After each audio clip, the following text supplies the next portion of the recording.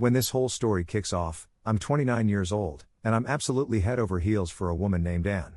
To me, she's about as close to perfect as a wife can get. She's got it all, she's beautiful, smart as a whip, and her sense of humor always makes me laugh. And the best part? She tells me she loves me with all her heart. There's just one little snag, Anne isn't my wife. She's married to a guy named Roland Lindell, who's what you'd call a real mama's boy.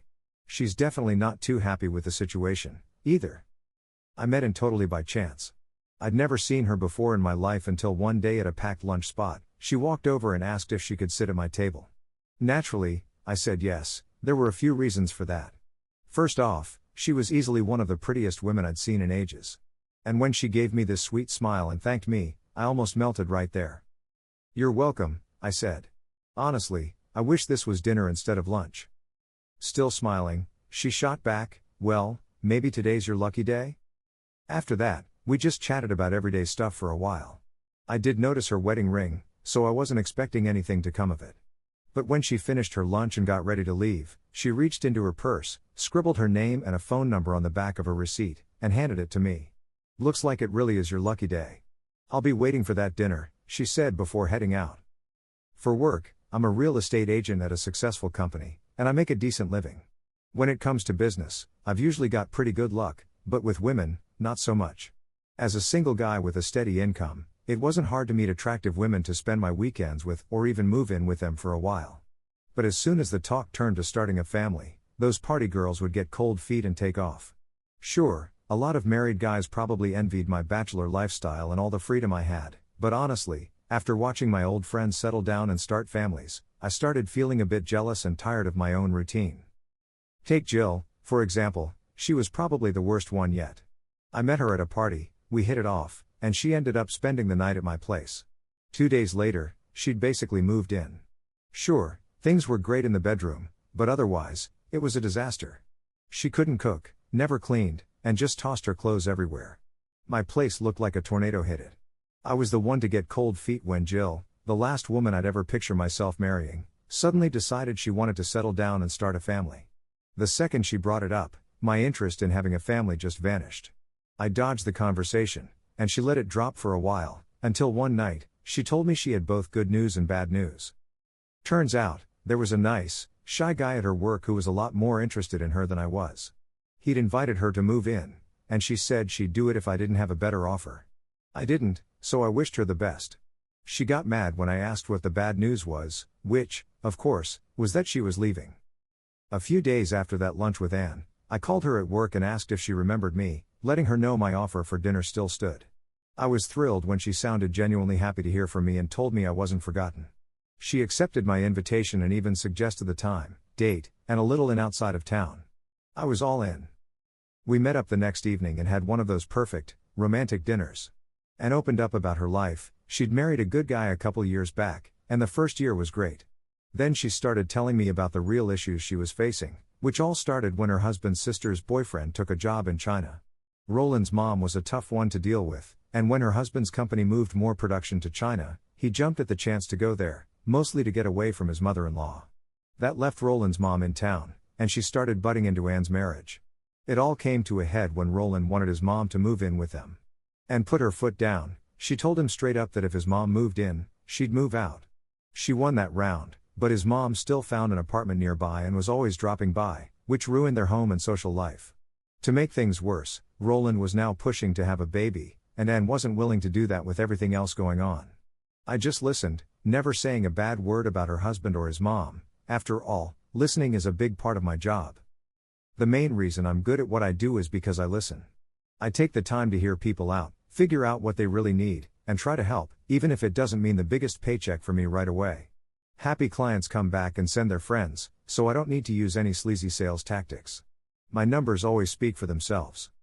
I fell for Anne almost instantly. I knew if I wanted even a chance with her, I had to genuinely be a good guy, no tricks, no pressure, just honesty. I told her she'd handled things with her husband's mom the right way, promised I'd always try to support her, and gave her my business card. When dinner was over and we said goodbye in the parking lot, she hugged me, kissed my chin, and told me she appreciated that I hadn't tried to pressure her into anything physical. I kissed her on the chin, too, and said, "That's the dream." But real dreams only come true when both people want the same thing at the same time. She gave me a quick kiss on the lips before heading out, saying, "Keep dreaming. I'll call you for that date." And she did, first thing the next morning from work. We planned lunch at my place the following day. And had the afternoon off, so I made sure to do the same. Luckily, I just had my apartment professionally cleaned after Jill moved out. When she walked in, she hugged me and grinned. "Had any dreams since dinner?" "Plenty, all about the most amazing woman I know." She hugged me tighter and whispered, "I've been dreaming too." After lunch, which we grabbed as takeout from the nearest place, I led her to my bedroom, looked into her eyes, and quietly said, "Let's make those dreams real." And honestly, that's exactly what we did. It felt like a floodgate had opened, and must have been craving real love, and once those feelings were loose, there was no stopping them. We didn't even try. Why pass up a chance to turn dreams into reality? Even though it was only our third time meeting, it felt like we'd known each other forever. There's nothing quite like true love, it's a gift. That day, I had the most incredible experience of my life, and I did everything I could to make it just as special for her. When we were getting dressed afterward, and looked at me and said, "I wish my husband was more like you," I answered, "I wish I was your husband." She stared into my eyes for a long moment and didn't say a word. We both knew this was just the start of something real. I'd been with married women before, but it was always just quick flings at parties or work events, nothing that meant anything. Anne was different. I was really in love with her, and that was brand new for me. I finally realized there's a huge difference between love and just hooking up. If I wanted to win Anne for good, I knew I had to pull off the toughest sale of my life.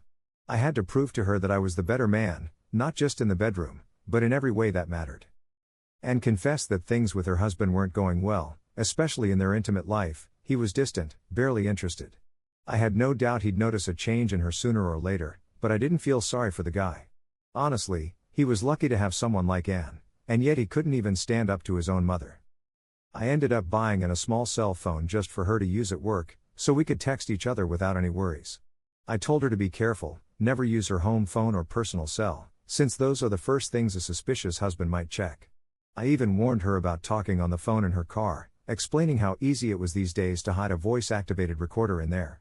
They sell those gadgets everywhere, and if her husband was listening in, a simple drive could give him more than enough information. We kept meeting up at my apartment whenever Anne could slip away unnoticed. Sometimes she'd start work an hour late but leave the house at her usual time, or she'd head home earlier than normal just to squeeze in a visit. The more time we spent together, the closer we got, especially since her husband was now neglecting her as some sort of punishment over their ongoing arguments. One day, Anne sent me a message saying she thought her husband was onto something, since he'd been acting odd around her. The fighting about having a child was getting worse, too. I told her to change up her routine a bit in the evenings and pay attention to see if she was being followed. Sure enough, the next day, she called to say she'd gone to the library and was almost certain he'd tailed her there, driving his mom's car. Later, I checked her car for bugs and, wouldn't you know it, found a small Japanese voice recorder hidden under her seat. It was obvious now, her husband was trying to catch her at something. The big question was, what was he going to do once he got proof? Kick her out? Was he the type to get violent? We needed a plan. I promised Anne I'd make sure she was safe, but for the moment, she wanted to hold off and just think things over. We agreed to talk it out in the morning. Anne called me first thing when she got to work. I suggested she divorce her husband and move in with me. She told me she loved me but needed time, 2 weeks, to think it over, without any contact between us. Those 2 weeks barely made it to 4 days. She called me from her car, shaken up. They'd had another argument, and this time, her husband hit her. She told me it wasn't even the first time, he'd lost his temper before, during a fight about letting his mother move in. That first time, he'd cried for hours and promised never to do it again, and Anne forgave him, but made it clear that if it happened again, she'd leave. Now it had, so she ran to a neighbor for help, an army officer, who walked her back to the apartment, kept her husband calm while she packed a suitcase, and then she left for good. I told her to come straight to me. We met on the street and headed right for a hotel, where I booked a room in her name and asked the staff not to give out any info if anyone called or came looking. The idea was to throw Roland off the trail. I figured as soon as he realized what he'd done, he'd start checking hotels first. After that, I brought him back to my place. She told me, through tears, that her husband's mother had actually encouraged him to hit her, and that he'd listened. She had a nasty black eye, it was clear he'd hit her hard. She stayed home from work for a few days to recover. Then, Things really went sideways. The next morning, Anne's phone was flooded with messages. In some, her husband was begging her to come home, promising to forgive her for cheating. In others, he threatened to find her and hurt her. At noon, when she called her boss, he told her that her husband had called their office about 50 times, demanding to talk to her. They'd finally had enough and called the police, who said they'd have a serious conversation with him. When Anne checked in with the hotel, the staff told her that someone had been calling every 5 minutes, asking for her, until even they called the police. Honestly, I started feeling a little sorry for her husband. He'd done just about everything wrong and ended up losing a wonderful wife. Why couldn't he see that their marriage had problems? Why did he always take his mother's side, letting her interfere in things that were none of her business? Of course, no guy wants to be cheated on, but maybe he could have saved his marriage if he'd realized sooner that his actions were pushing Anne away. The first warning signs should have been a wake-up call, a chance for a fresh start, with some real boundaries for his mother. But things only got worse. Anne's soon-to-be ex found out which hotel she'd stayed at, even though it was supposed to throw him off the scent. When the clerk refused to tell him her room number, he lost it, ended up hitting the clerk and throwing things in the lobby. The police came and took him to a mental hospital for a 24-hour hold. His mother was furious and stormed into Anne's office, screaming and calling her names. Anne was pretty shaken up, and I did everything I could to comfort her. She felt guilty for all the chaos and hurt she'd caused her husband by leaving, but she knew deep down that a man who hit his wife once will almost always do it again, and probably for even smaller reasons. Thankfully, she realized there was no going back. It's easy to think cheating is simple, but not many people realize just how much of a mess it can create. Eventually, her husband started to calm down, but he still tried to contact Anne at work almost every day, even after getting a court order to leave her alone. I knew I could have stepped in and made it stop, but Anne insisted I stay out of it. She was clear that if I got involved, it could damage what we had. Eventually, her ex found out I was the guy Anne was seeing and actually showed up at my work. At first, he was shouting and making threats, but then he just broke down, crying about how much he missed her. When I told him straight that he hadn't lost Anne to me, he'd lost her because of his own actions, he seemed to get it. He shook my hand before he left. Divorce goes pretty quickly when there aren't any kids involved, and once it was final, Anne and I got married at City Hall on a Wednesday, with just 2 clerks as witnesses. That night, it felt like she finally let go of all the weight she'd been carrying these past months. Our wedding night was everything we hoped for, just like the first time we'd been together. That weekend, we rented out the clubhouse at my golf club and threw a party for our friends and family. During the party, I stepped outside for some air and sat down on a bench behind the bushes. I happened to overhear Anne talking with a friend who'd also stepped out for some fresh air. They didn't notice me sitting there. Her friend said, "You sure didn't waste any time getting married again. Do you think Michael will be better than Roland?" Anne answered, "I really hope so." "But how can you know for sure? You haven't known him long." Anne replied, "Because he knows I'm not afraid to walk away from a bad marriage. And if I give it my all, I know Michael will do the same." "Does he know about the others?" "There are no others. Michael's the only man I've been with since we met. This time, I plan on keeping my promises and being a faithful wife." "What about your boss? Does Michael know about him?" "I ended things with my boss before anything ever happened between Michael and me. Michael never asked, but if he had, I would have told him the truth." "There goes your promotion."